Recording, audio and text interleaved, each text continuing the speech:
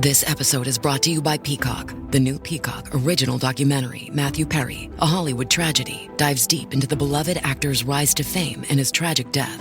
5 people, including Perry's personal assistant, 2 medical doctors, and an alleged Hollywood drug dealer known as the Ketamine Queen, were charged with conspiracy to illegally provide Perry with the ketamine. Explore the details of the case in this heartbreaking special, streaming now only on Peacock. At T-Mobile, our critical mission is providing unparalleled 5G coverage for when connectivity is mission critical. Introducing T-Priority, America's best 5G network experience for first responders, even in times of congestion. More capacity, faster speeds, better coverage.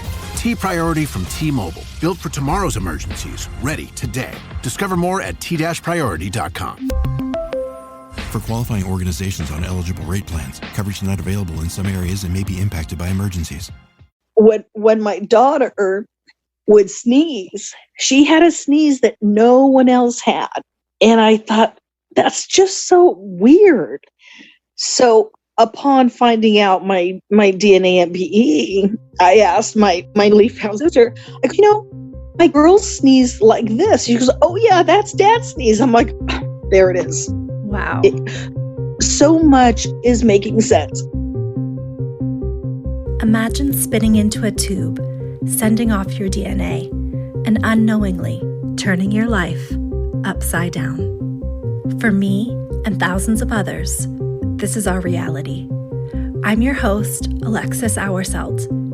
In July of 2021, I discovered that I am an NPE, someone who has experienced a non-paternal event.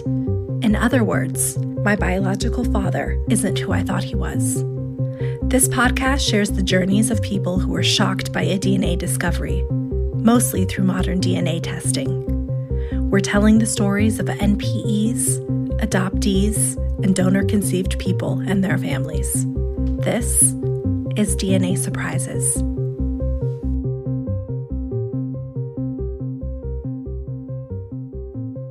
In this week's episode, Lisa reveals how her DNA test uncovered not 1, not 2, but 3 NPEs in her family. She shares how her NPE status affected her childhood before she even knew. Lisa also shares the positive aspects of connecting with her newfound family. Thank you for sharing your story, Lisa. My name is Lisa. I'll be 59 on Friday. Oh, happy birthday. And I am from Southern California. The reason I did my DNA was I had no intention, I had no question, I had no suspicions, but one of my maternal cousins did hers. She called me and said, I'm not matching with this side of the family. And my response was, oh, you're definitely part of this family because you look like so-and-so, your daughter looks like so-and-so. So our parents were siblings. So I said to her, I will do the test to prove it. Well, my test revealed 2 NPEs. Her father, all of a sudden, was not my mother's full sibling, but now my mother's half sibling. Now, all parties have since passed. So when we discovered that her father was not our grandfather's, something else struck me as odd. I said, wait a minute. I have matches on my paternal side that I have no idea who they are. Wow. So going to your cousin, was it your mother or her brother that was the NPE in this situation? Her brother. Her brother. My cousin's father. Okay. All right. Wow. Yeah. Wow. Yeah. So now we had that bombshell, and then I had my own bombshell that my dad that raised me wasn't my dad, and I never suspected. Never in a million years. And the funny thing was, there was a girl around the corner that I used to play with in grade school, and I always thought we looked alike. We are half Japanese, so we would have the Japanese festivals. And when we would have those festivals, one of my paternal cousins would always say, hey, there's that girl that looks like you. Oh my goodness. And I go, yeah, I know we look alike, huh? And so did you think that you just looked alike because you were both half Japanese? And so, That's kind of what I figured as a child. yeah, okay. As a child, I just thought, okay, I guess that's what half Japanese look like. I don't know. Right, But right. we looked a lot alike. So I went through my paternal matches and I reached out to one. And I said, I don't know how we're related, but his last name was the same last name as the girl around the corner. So I asked him, did your family live on this street? He said, yes, they still do. And I went, oh, I used to play with a girl on that street. He said, oh, yeah, that's my auntie. I went, what? What? Wow. So he put me in touch with her. She picked up the phone and she called me. She said, I've always wanted a sister. And I'm like, well, she says, I'm going to do my DNA just to make sure, to confirm. But she says, boy, it sure sounds like we are. So she was very welcoming and excited about it. Very excited. Very excited. And to this day, she and I have become very, very close. We're in different states, and I have gone to reunite with her earlier this year and meet my new niece. Well, she's new to me, but she's 18. Yeah. And her husband. So yeah, it's been a positive experience in that respect. And she actually just sent me flowers for my birthday yesterday. Oh, how So, nice. yeah, we have become very close as you can, living in different states. Did you have any idea that your mother knew your father, your biological father? Well, I remember my biological father as a child. We were all part of the same Japanese community. And I remember my biological paternal grandfather, he used to play the drums at our local bone festivals. And I always was just enthralled with him. And in hindsight, it makes sense. I used to just love watching him play the drums. Wow. And it all makes sense. Mm-hmm. When my grandson was born, he had these ears that no one else had. And I'm thinking, where did he get those ears? Now I know. There's pieces of the puzzle that I never knew were missing are now coming together. You took your DNA test when? How long has it been? I received my results in April of 2019. Were you able to confront anyone? Your birth certificate father, your mother? Everyone had passed. Wow. Everyone had passed.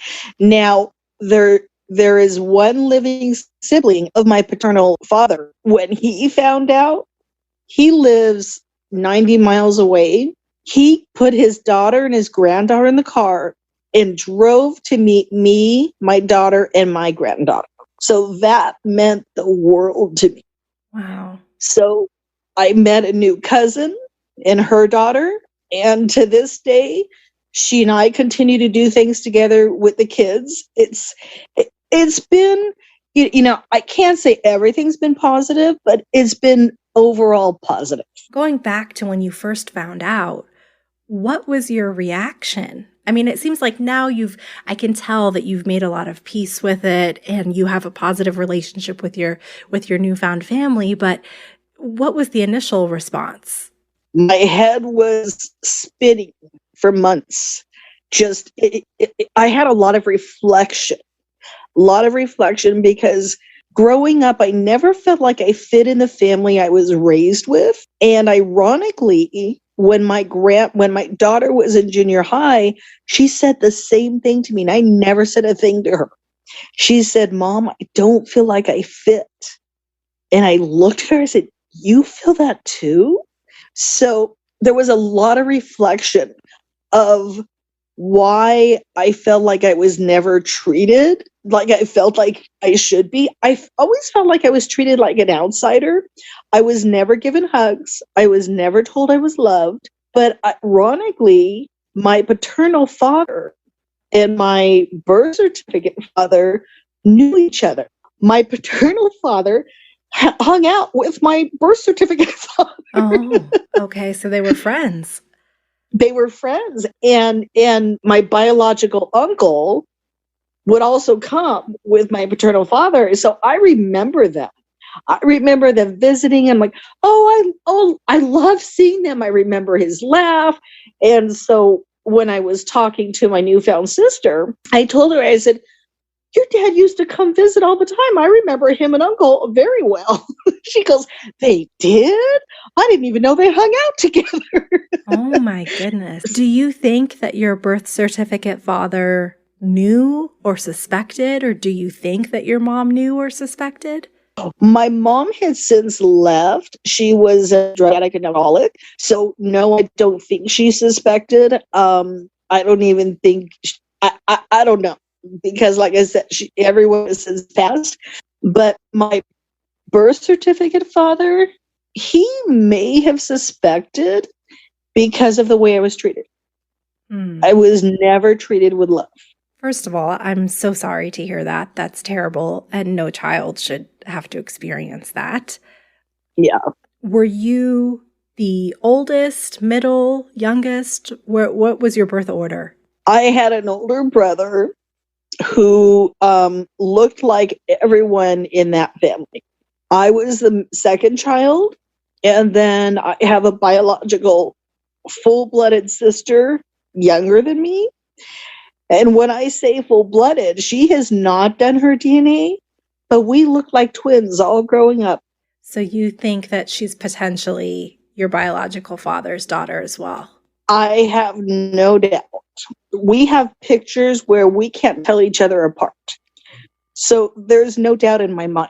But she and I do not speak. So I communicated through, let's see, how do I put this?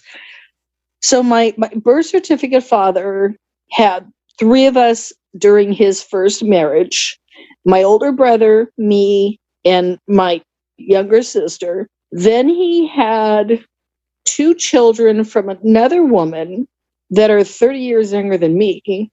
Well, they're younger than my kids. So he had a boy and a girl from her. I now call them my not brother, not sister, but we're still close. Yeah. Her name is Joanna. So I communicated through Joanna that to let my full biological sister know the truth. Every time Joanna would say something, she got crickets.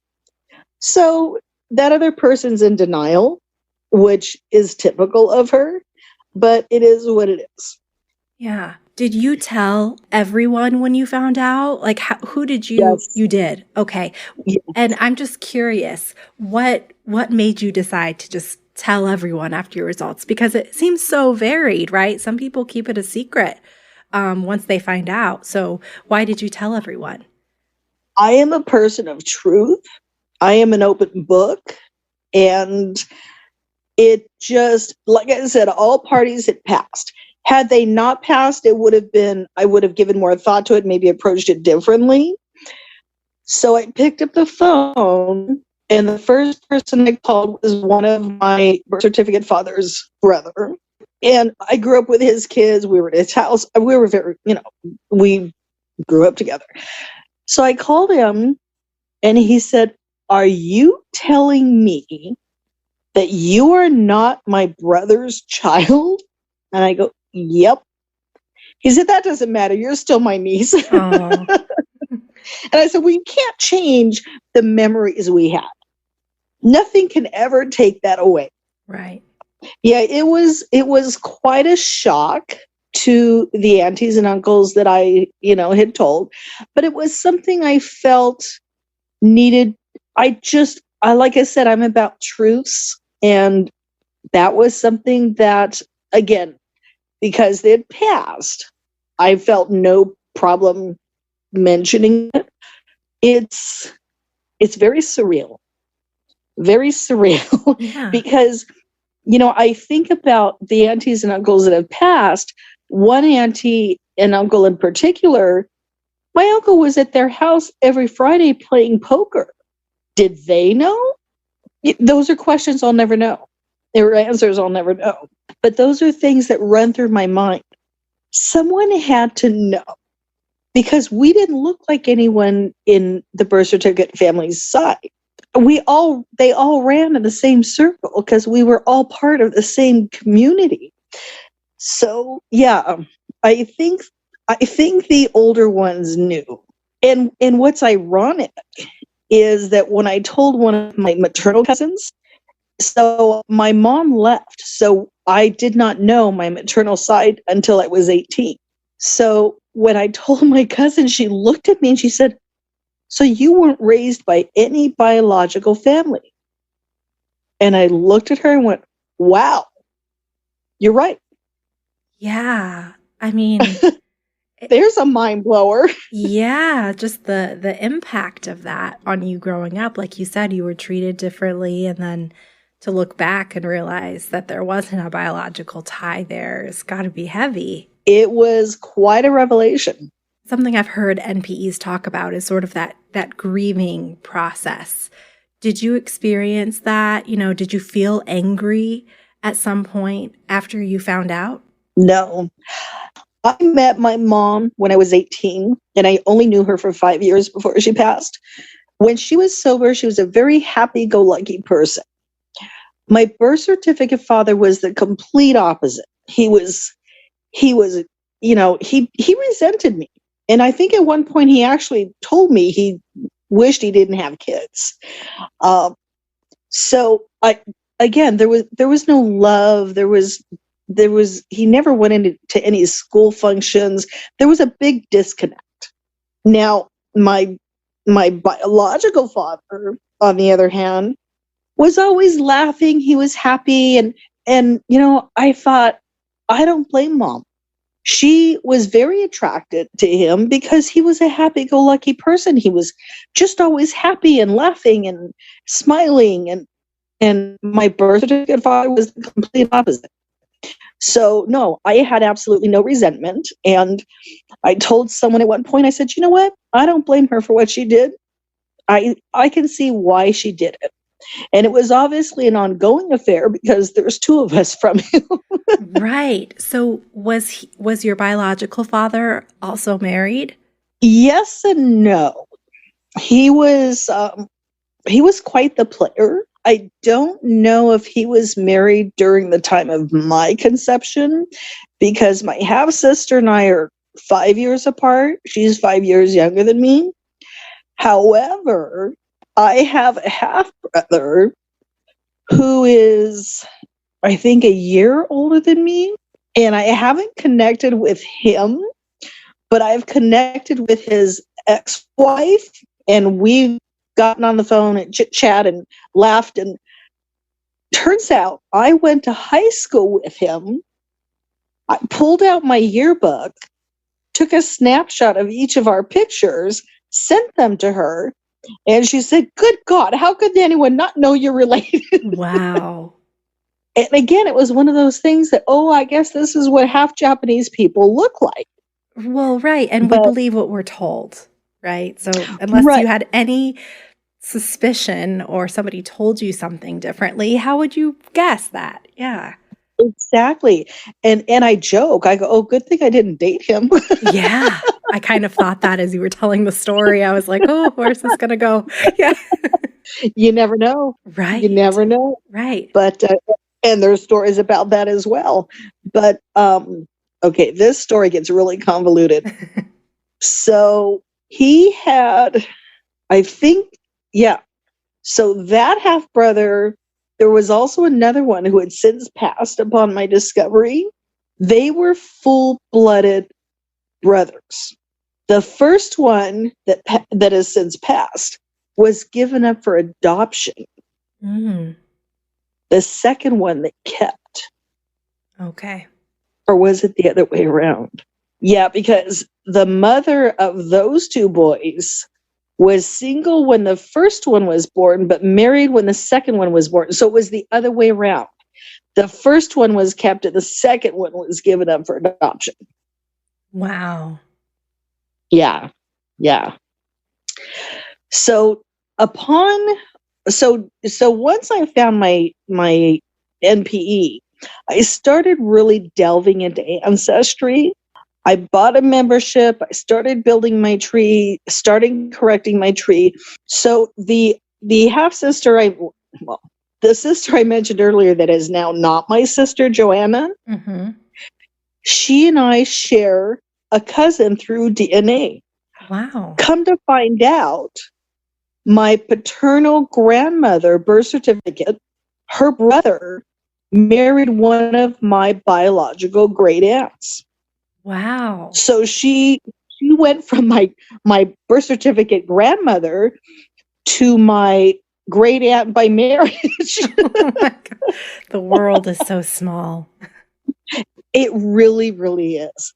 In addition to that, earlier this year, I came to realize that there were no names from my mother's maiden name.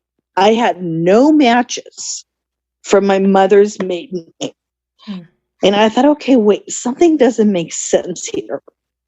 So I made a list of the surnames that I had the most matches. And I thought, okay, something's not right here. I started looking at all my common matches. A third cousin popped up that had the same last name as my great aunt's husband. So a third cousin. Yes, Okay. third cousin. Come to find out, my maternal grandmother was also NPE. Oh my gosh. My great grandmother had an affair with her brother-in-law. Wow. So you have 3 NPEs on the maternal side that you know of. Yes. Wow. So I had been communicating with one of the cousins that I connected with through DNA on that. So I changed my tree to reflect the proper DNA. And she wrote to me and she says, your grandmother was not married to James. My grandmother was. And I said, oh, I know. And I haven't heard from her since. Oh boy. Okay. Skeletons are coming out. Yeah. So what was the reaction? You kind of touched on some of your family and it's been really positive. How has the reaction been consistently positive? Or I know you mentioned a brother that you haven't had a chance to talk to. Is there any reason why you haven't spoken to him? Well, I asked my sister about that and she says, he's just kind of meh.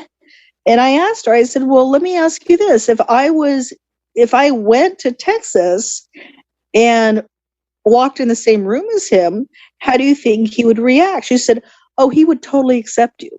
Okay. He's not one to reach out. Now, here's another funny thing. His son could pass as my grandson's twin. Oh, wow. I put together a collage of 4 of them, 2 of each. If you didn't know better, you'd think it was the same person. That's so wild.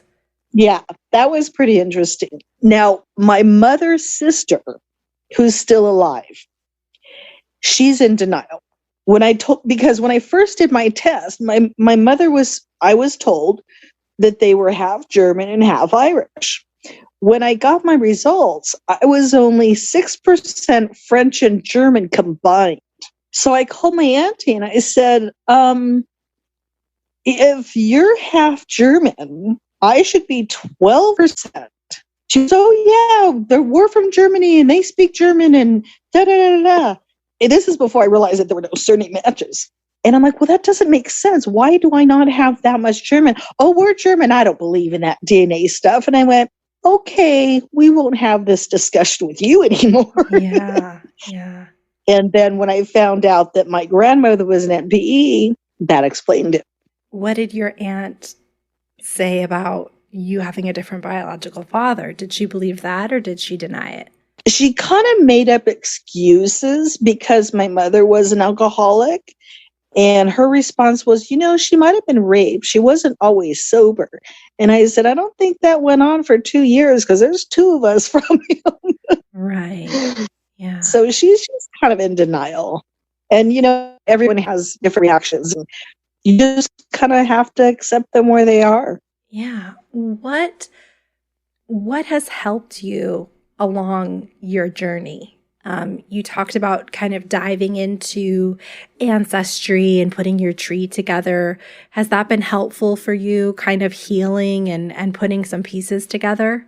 That has been very therapeutic for me. So, because the pandemic hit right after I found out. So that was very therapeutic. So I was able to spend the time at home to get answers. The other thing that helped me was I went onto Facebook to find a support group. And I thought, well, if one doesn't exist, I'm going to make it. Oh, one existed, very much so. Mm-hmm. And I realized that I wasn't alone. And being able to make connections through the support group has been huge, huge. And even while I'm in these support groups, I'm finding my personal friends coming in there and went, hey, what's your story? Oh, wow. So you've seen people that you actually know in real life. Yes. And one of them I was just on the phone with 2 days ago. I've known her for 20 years. And she's I met her through work, and we've become personal friends through the years. And you might want her number. She has discovered 6 half siblings from her father. Wow. She's connected with every single one of them. Well, that's good. Yeah. Another one of my friends found out about a daughter that he never knew he had, and he welcomed her with open arms. And so it's nice to see when we end up in this group and we realize that we're in the same boat. It's like, oh my gosh, you too. So that's helped a lot. That has helped tremendously. I agree. The Facebook groups have been just so instrumental in just realizing, okay, because I didn't even know it was a thing before I took my test. I'd never even considered really that it was a possibility, same as you. Exactly. It's not until you experience it and your head's spinning and you're going, wait, what? This is a whole new world. And it really is. Yeah. It really is. Yeah. What questions do you have for your mother, your birth certificate father, and your biological father? I know that, you can't ask them those questions today, but what lingers for you? Who knew?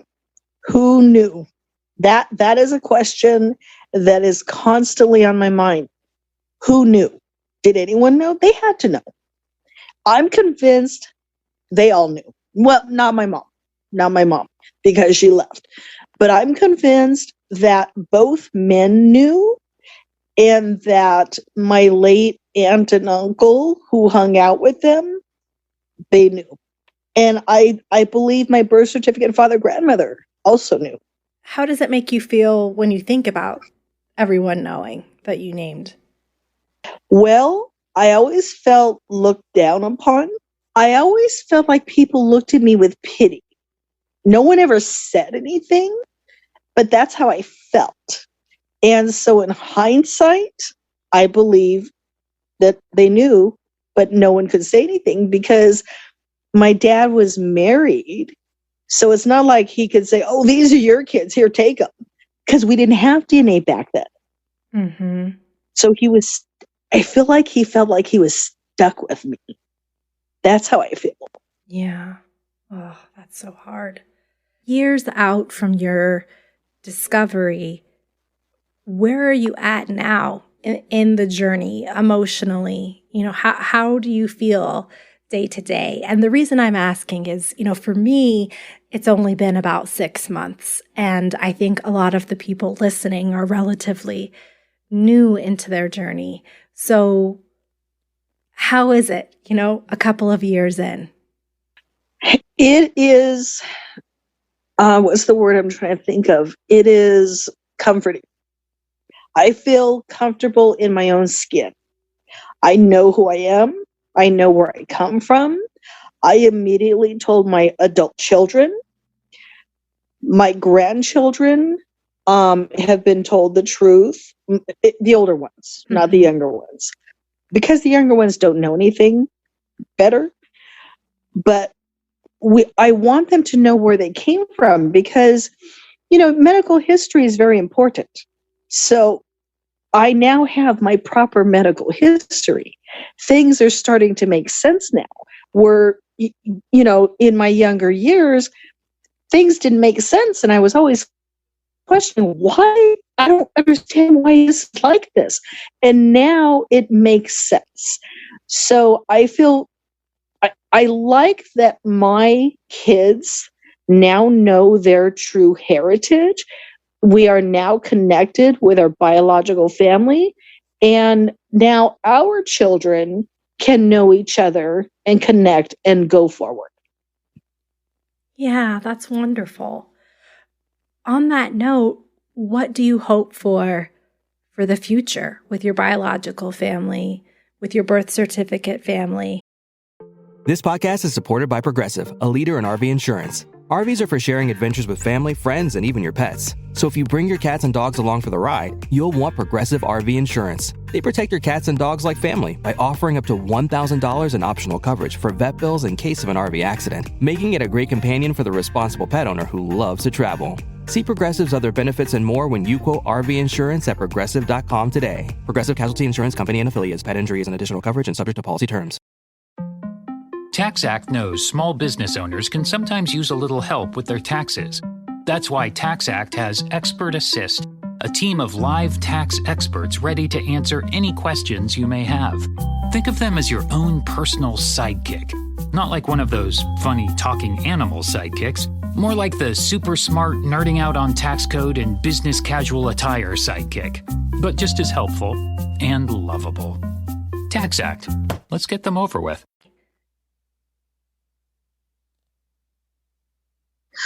What I hope for the future now is, now that we know the truth in our heritage, is that for the younger generations to be able to connect and know their true medical history and where they're from.